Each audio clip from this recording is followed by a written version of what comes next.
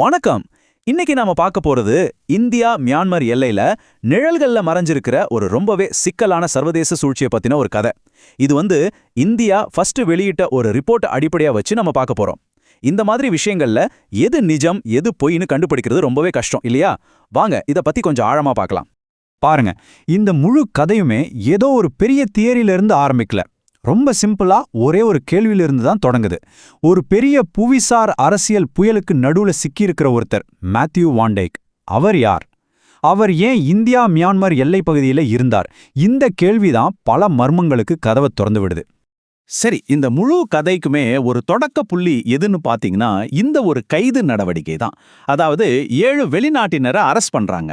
இதுல முக்கியமான விஷயம் என்னன்னா, கைது செய்யப்பட்டவங்கள ஒருத்தர் அமெரிக்க குடிமகன் மேத்யூ வாண்டேக். ஒரு அமெரிக்கர் பிடிபட்ட உடனே பாருங்க, இந்த விஷயம் உடனே சர்வதேச அளவுல பெரிய செய்தியா மாறுது. அப்போவே எல்லாருக்கும் புரிஞ்சிடுச்சு, இது ஏதோ சாதாரணமா டூரிஸ்ட் விசால வந்துட்டு மாட்டின கேஸ் இல்ல அப்படின்னு. அப்போ இந்த நபர் யாருன்னு தெரிஞ்சுக்கிறதுக்கு நாம முதல்ல அவரை பத்தி கொஞ்சம் ஆராயணும். அதுக்கு நாம எங்க இருந்து ஆரம்பிக்கலாம்? அவரை பத்தி பொது வெளியில என்ன சொல்லியிருக்காருங்கிறதுல இருந்து ஆரம்பிக்கிறது தான் சரியா இருக்கும். இந்த ரிப்போர்ட்ல வாண்டேக்கோட சோஷியல் மீடியா போஸ்ட் எடுத்து காட்டுறாங்க. அதுல அவரே சொல்றாரு, உலகம் பூரா சீக்ரெட் ஆபரேஷன்ஸ்ல ஈடுபட்டிருக்கிறதா ரொம்ப வெளிப்படையாவே சொல்றாரு.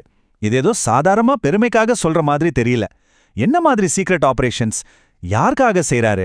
இந்த ஒரு சின்ன வாக்கியம் அதுக்குள்ள எக்கச்சட்ட கேள்விகள் ஒளிஞ்சிருக்கு. இங்க தான் ஒரு பெரிய முரண்பாட்டை நாம கவனிக்கணும். ஒரு பக்கம் பாத்தீங்கன்னா அவர் ஒரு ஃபில்ம் மேக்கர், ஜேர்னலிஸ்ட், டிராவல் ரைட்டர்னு ரொம்பவே மதிக்கத்தக்க அடையாளங்கள். ஆனா இன்னொரு பக்கம் சீக்ரெட் மிலிட்டரி ஆபரேஷன்ஸ் பத்தி பேசுறாரு. அந்த ரிப்போர்ட் என்ன சொல்லுதுன்னா, இந்த பொது அடையாளங்கள் எல்லாமே அவரோட உண்மையான ரொம்ப ஆழமான வேலைகளை மறைக்கிறதுக்கான ஒரு முகமூடிதான்னு சொல்லுது. உளவு உலகத்துல இது ஒரு கிளாசிக் டெக்னிக். அவர் ஒரு தனி ஆளா மட்டும் செயல்படல, சன்ஸ் ஆஃப் லிபர்ட்டி இன்டர்நேஷனல்னு ஒரு அமைப்பையே நிறுவியிருக்காரு. வெளியிலிருந்து பார்க்கும்போது இதுதான் மக்களுக்கு உதவுற ஒரு அமைப்பு மாதிரி தெரியலாம். ஆனா இதோட உண்மையான நோக்கம் போர் நடக்கிற இடங்கள்ல இருக்கிற குழுக்களுக்கு ராணுவ பயிற்சி கொடுக்கறது தான் அந்த ரிப்போர்ட் சுட்டி காட்டுது. யோசிச்சு பாருங்க, ஒரு தனிநபர் வெளிநாடுகள்ல இருக்கிறவங்களுக்கு ராணுவ பயிற்சி கொடுக்கற ஒரு அமைப்பை நடத்துறாருன்னா அதோட தாக்கங்கள் எவ்வளவு தீவிரமா இருக்கும். இது மனிதாபிமான உதவிக்கும் ராணுவ தலையீட்டிற்கும் நடுவுல இருக்கிற கூட்ட அழிச்சிடுது. இந்த ரிப்போர்ட் படி இவருடைய செயல்பாடுகள்ல ஒரு குறிப்பிட்ட பேட்டர்ன், ஒரு முறை இருக்கிறதா சொல்றாங்க. இது கிட்டத்தட்ட போர் நடக்கிற பகுதிகளுக்குள்ள எப்படி நுழையிறது, அங்கே எப்படி தங்களோட செல்வாக்கை நிலைநாட்டுறதுங்கிறதுக்கான ஒரு ப்ளூ பிரிண்ட் மாதிரி இருக்கு. இது ரொம்ப கவனமா படிப்படியா வடிவமைக்கப்பட்ட ஒரு திட்டம். இந்த ஹைபிரிட் மாடல், அதாவது இந்த கலவையான முறை ஏன் இவ்வளவு சக்தி வாய்ந்தது, அதே சமயம் ஆபத்தானதுன்னு நம்ம புரிஞ்சுக்கணும். இது சட்டத்தோட சாம்பல் நிற பகுதிகளில் இயங்குது. பத்திரிகைங்கிற ஒரு நம்பிக்கையான போர்வையில ராணுவ பயிற்சியை மறைக்கிறாங்க. சோஷியல் மீடியாவை பயன்படுத்தி அவங்க களத்துல செய்யற விஷயங்களுக்கு ஒரு நியாயமான கதையை உருவாக்குறாங்க.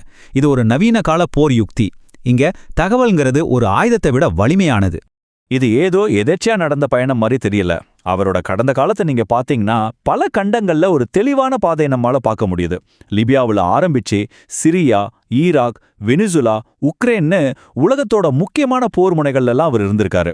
ஒவ்வொரு இடத்துலையும் முதல்ல ஒரு பார்வையாளரா உள்ள போய் அப்புறம் நேரடியா களத்துல இறங்குற அதே பாட்டனை நம்மால பார்க்க முடியுது.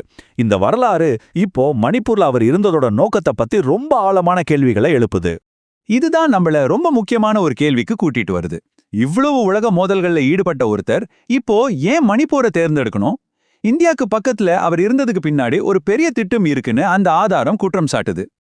அந்த ரிப்போர்ட் என்ன சொல்ல வருதுன்னா, மணிப்பூர்ல நடக்கிற இந்த விஷயங்கள் எல்லாம் ஒரு பெரிய ஜியோ பொலிட்டிக்கல் செஸ் கேமுக ஒரு சின்ன மூவ் தான் அப்படின்னு. இதுல பல விஷயங்கள் அடங்கியிருக்கு. ஒன்னு, அந்த பகுதியில் இருக்கிற முக்கியமான ட்ரேட் ரூட்ஸை கண்ட்ரோல் பண்றது.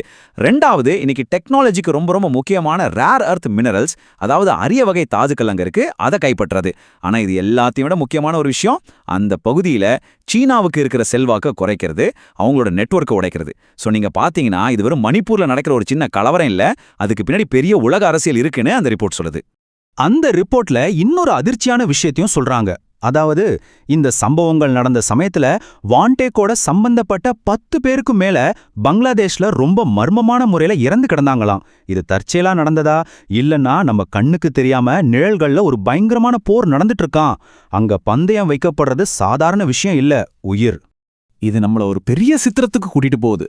இந்த ஒரு தனிப்பட்ட சம்பவத்தை மட்டும் பார்க்காம அந்த முழு பிராந்தியத்தோட முக்கியத்துவத்தையும் அது எவ்வளவு பதட்டமான நிலையில இருக்கணும் நாம பார்க்கணும். அந்த ரிப்போர்ட் இத நெருப்பு வளைவு, அதாவது ஆர்க் ஆஃப் ஃபயர் அப்படின்னு விவரிக்குது. இங்க முன்வைக்கப்படுற வாதம் என்னன்னா, இந்தியாவோட தேசிய பாதுகாப்புக்கு ரொம்ப ரொம்ப முக்கியமான இந்த குறிப்பிட்ட மாநிலங்களோட வளைவுல ஒரு நிலையற்ற தன்மையை உருவாக்க ஒரு திட்டமிட்ட முயற்சி நடக்குதுங்கிறது தான். இதுல சிலிகுரி காரிடார், அதாவது சிக்கன் ஸ்னெக்குன்னு சொல்லுவாங்க, அது ரொம்ப முக்கியம். ஏன்னா இந்தியாவோட வடகிழக்கு மாநிலங்களை மற்ற பகுதிகளோட இணைக்கிற ஒரே குறுகிய நிலப்பகுதி அதுதான். அங்க ஸ்திரத்தன்மை இல்லைன்னா அது இந்தியாவோட ஒருமைப்பாட்டுக்கே ஆபத்து.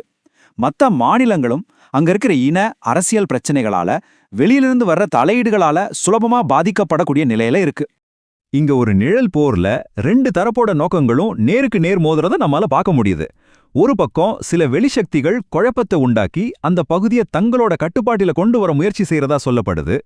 இன்னொரு பக்கம் இந்திய ஏஜென்சிகள் அந்த பகுதியில அமைதியை நிலைநாட்ட போராடுறாங்க. அவங்களுக்கு இருக்கிற சவால் ரொம்ப பெரியது. இது கண்ணுக்கு தெரியற ஒரு ராணுவத்தை எதிர்த்து சண்டை போடுற மாதிரி இல்ல, பொது மக்களோட மக்களா கலந்து தகவலை ஒரு ஆயுதமா பயன்படுத்துற இந்த மாதிரியான அச்சுறுத்தல்களை கண்டுபிடிச்சு செயலிழக்கச் செய்யணும். ஆக கடைசியா நாம புரிஞ்சிக்க வேண்டியது என்னன்னா, இது வெறும் மணிப்பூரை பத்தின ஒரு கதை மட்டும் இல்ல. நாம தினமும் படிக்கிற செய்திகளை பத்தினதும் கூட. பத்திரிகையாளர்கள் போராளிகளாகவும் தன்னார்வலர்கள் ஆபரேட்டிவ்ஸாகவும் இருக்கக்கூடிய ஒரு உலகத்துல பார்வையாளர்களான நாம எது உண்மை எது பொய்ன்னு எப்படி பிரிச்சு பார்க்கறது? ஒரு கதையை யார் எழுதுறாங்க, அவங்களோட நோக்கம் என்ன? இதுதான் நிஜமான நிழல் யுத்தம். நாம பார்க்கிற ஒவ்வொரு விஷயத்தையும் கேள்வி கேட்கணுங்கிற அவசியத்தை இது நமக்கு ஞாபகப்படுத்துது.